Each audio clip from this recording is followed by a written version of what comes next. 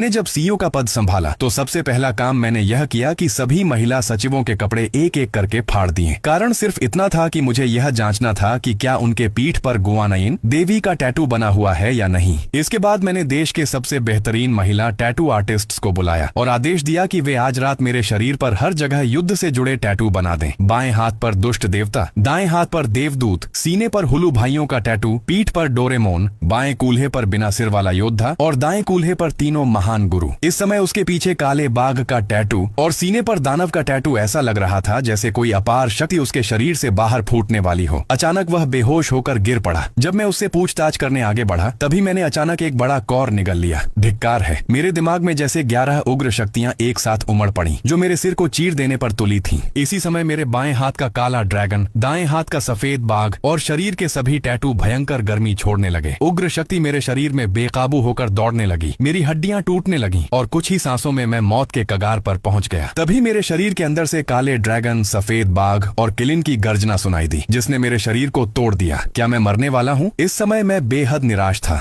धुंधली दृष्टि में मैंने देखा एक काला ड्रैगन घूम रहा है। मृत्यु का देवता मुझे देख रहा है। असुर हंस रहे हैं। महान संत और नजा मेरा मजाक उड़ा रहे हैं। कंकाल हंस रहे हैं। चीयो मुझे तुच्छ समझ रहा है और ऊंचे स्थान पर खड़ा राक्षस मुझे एक चींटी की तरह देख रहा है। आखिरकार मैं सहन नहीं कर पाया। मुझे उम्मीद नहीं थी कि मेरा अंत ऐसा होगा। गहरी निराशा के साथ मैंने अपनी आंखें बंद कर लीं। लेकिन तभी मेरी दाहिनी हथेली में बना वह अजीब सा निशान हल्की धूसर सफेद रोशनी छोड़ने लगा जो मेरे शरीर और दिमाग में फैल गई। चमत्कार हुआ। मेरी गिरती हुई जीवन शक्ति अचानक स्थिर हो गई और तेजी से वापस आने लगी। मेरे शरीर के सभी टैटू अलग अलग रंगों में चमकने लगे। फिर अरबों टैटू की परछाइयां मेरे शरीर से बाहर आईं और अंत में वापस मेरे भीतर समा गईं। उसी समय पूरी दुनिया में बदलाव शुरू हो गया। यहाँ तक कि एक छोटी घास भी विकसित होकर इतनी कठोर और तेज हो गई कि इंसान के शरीर को आसानी से भेद सकती थी। जानवर भी तेजी से बदलने लगे और जोर जोर से गरजने लगे। जिन लोगों के घर में पालतू जानवर थे वे दंग रह गए। बिल्लियां और कुत्ते अचानक विशाल हो गए। पहले से कहीं ज्यादा खतरनाक दिखने लगे लेकिन उन्होंने अपने मालिकों को नुकसान नहीं पहुंचाया। हालांकि वे थोड़े उग्र थे पर उनमें बुद्धि जाग चुकी थी। समय बीतने के साथ लोहे के आश्रय स्थल की दीवारों के बाहर अनगिनत चमकती आंखें दिखाई देने लगीं। सौभाग्य से यह आश्रय स्थल अभी सुरक्षित था। कुछ समय बाद 108 लोग जिनके शरीर पर दानव के टैटू बने थे एक एक करके जागने लगे और उन्होंने अपनी शक्ति महसूस की। तो यही कारण था कि बॉस ने हमें टैटू बनवाने को कहा था। वे अपने टैटू से निकलती असीम शक्ति को महसूस कर हैरान थे। उन्होंने टैटू की शक्ति का उपयोग किया और तुरंत उनके शरीर पर दानव जैसा कवच बन गया। कुछ देर बाद लू ब्याओ भी जाग गया। उसने गहरी सांस ली। उसके शरीर पर काले बाघ और दानव के टैटू की शक्तियां आपस में टकरा रही थीं। जैसे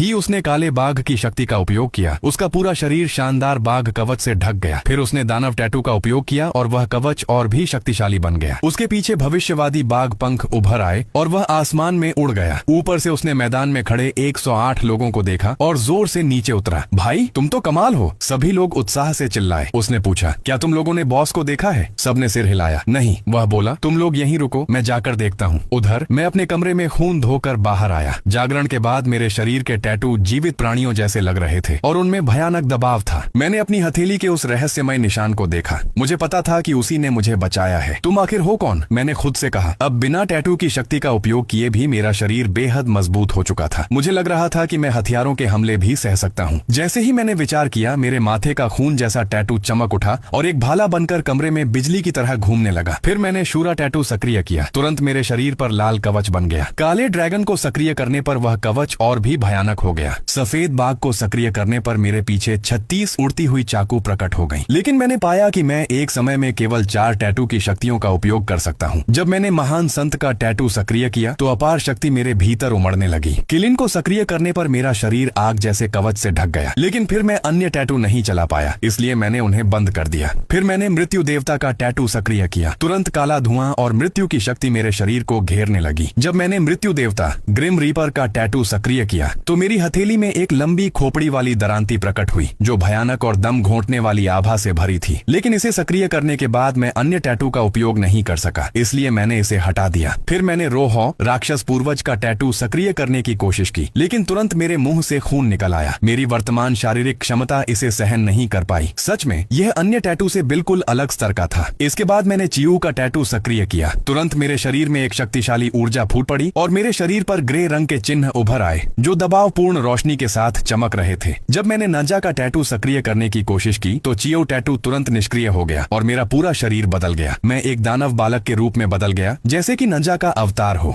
मुझे पता था कि अभी ये सभी टैटू केवल पहले स्तर पर हैं और अजेय नहीं है। पिछले जीवन में कई लोग इन टैटू को 9वें स्तर तक ले गए थे, जिनकी शक्ति इतनी भयानक थी कि वे एक हाथ उठाकर पहाड़ को समतल कर सकते थे। इसके बाद मैंने अलग अलग टैटू की विशेषताओं का परीक्षण किया। सफेद बाघ का टैटू अकेले भी कवच के रूप में प्रकट होता था, लेकिन मेरी वर्तमान शारीरिक क्षमता 3 परतों वाले कवच को सहन नहीं कर सकती थी। मेरा शूरा कवच और काला ड्रैगन कवच बहुत अधिक शक्तिशाली थे। अलग अलग भी वे लू बियाओ के दोहरे कवच से अधिक मजबूत थे। इसी समय शहर में अराजकता फैल चुकी थी। जागरूक हो चुके जानवर अब इंसानों पर हमला कर रहे थे। सेना, टैंक और लड़ाकू विमान बचाव के लिए भेजे गए। लोंगजियांग शहर के एक आलीशान विला के बाहर एक परिवर्तित तिब्बती मास्टिफ कुत्ता, जो अब वैन के आकार का हो गया था, पहरा दे रहा था। उस विला के अंदर शिया यूनिंग सोफे पर बैठी थी। बाहर की डरावनी आवाजें और पड़ोसी घरों से आती चीखें उसे भय और निराशा से भर रही थीं। सौभाग्य से उसका कुत्ता उसे नुकसान नहीं पहुंचा रहा था। उसने घर फोन किया, लेकिन उसका परिवार भी संकट में था। तभी बाहर उसका कुत्ता भौंका। यूनिंग दीदी, क्या आप अंदर हैं? यह शेन जिशिया की आवाज थी। शिया यूनिंग चौंक गई। वह यहाँ कैसे पहुंची? वह जल्दी से दरवाजा खोलने गई। बाहर उसका कुत्ता एक कवचधारी महिला को घूर रहा था। शेन जिशिया ने हेलमेट हटाया। दीदी, मैं हूँ। शिया यूनिंग हैरान रह गई और पूछा कि उसे यह कवच कहाँ से मिला। शेन जिशिया ने कहा कि उसने पहले से इस प्रलय की भविष्यवाणी कर ली थी और टैटू के जरिए शक्ति जागृत की। यह सुनकर शिया यूनिंग स्तब्ध रह गई। शेन जिशिया बोली, मैं आपको सुरक्षित स्थान पर ले चलती हूँ। यहाँ रहना सुरक्षित नहीं है। और तुम? वह मुस्कुराई, लेकिन उसके चेहरे पर दर्द था।